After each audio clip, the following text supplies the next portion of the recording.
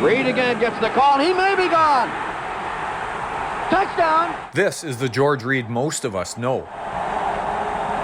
Sprinting to the end zone, scoring touchdown after touchdown, helping the Saskatchewan Roughriders capture their first ever Grey Cup in 1966.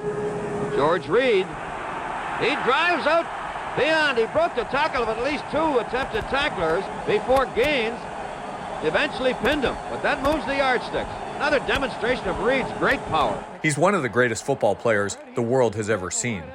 But Reed says there's a lot more to his story. It was quite a different experience, and one that I look back on and, I kind of shake my head. When he arrived in Regina in 1963, not all players were treated equally in the CFL. An unofficial quota system kept black participation low. So black players accepted lower pay.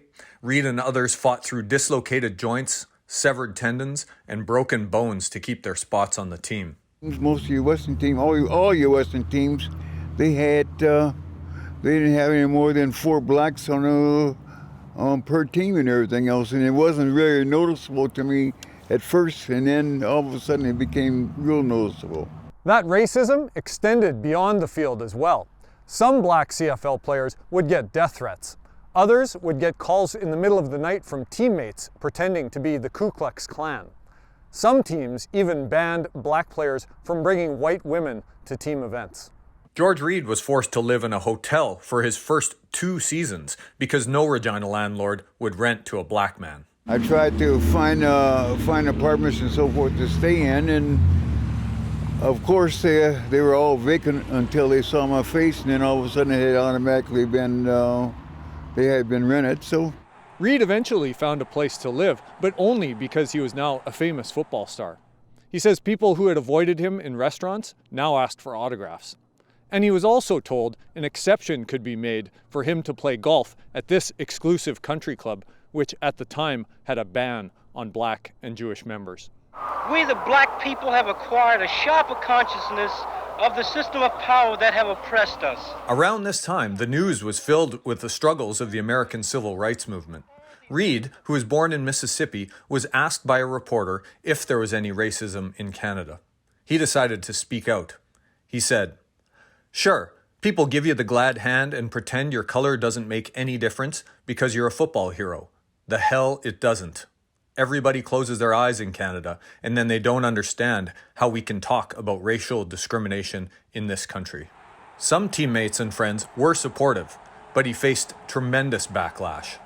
I was kind of disappointed because I think that people thought that I was just running off at the mouth and none of this stuff happened and so forth and everything else. So that was a disappointing part about it. Reed would star for the Roughriders for another 8 years, taking the team to 3 more Grey Cup games.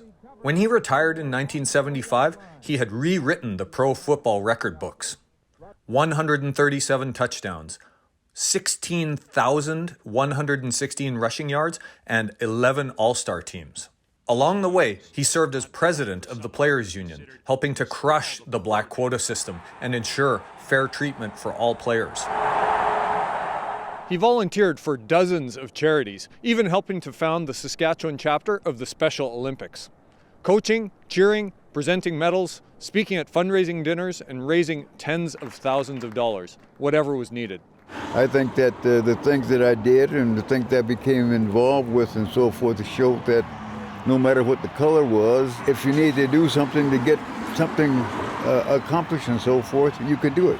Reed is now an officer of the Order of Canada. He's got his own statue outside Mosaic Stadium, and a street is named after him. I think the contribution that I've been able to make to the province of Saskatchewan and to the people and so forth, that's probably more rewarding to me than what my football career was. Reed is now 81 years old and has chosen to stay in Regina. He says he feels blessed, but the struggle for equality is far from over.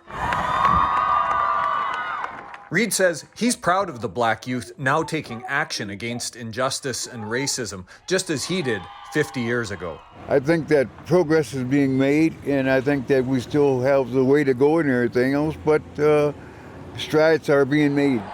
It is Reed Gene Gaines tried to body check him, but not before George Reed had accomplished the first down at the 20 with a 3-yard advance. Fred, watch Reed jump over.